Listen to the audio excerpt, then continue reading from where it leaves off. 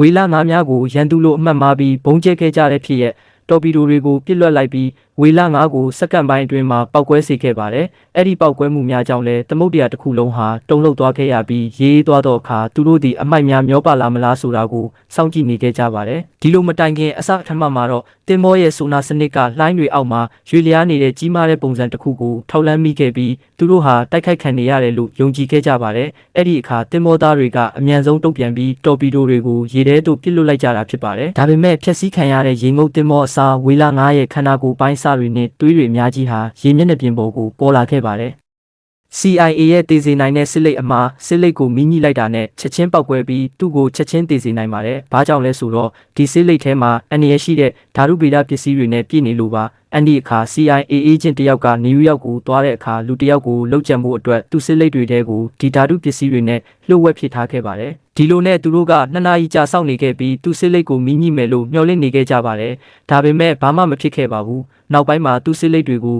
သူများကိုပေးလိုက်တယ်ဆိုတာသိလိုက်ရပြီး CIA ကသူတို့ကိုကယ်တင်ဖို့လှုပ်ဝက်ကြိုးစားခဲ့ရပါတယ်။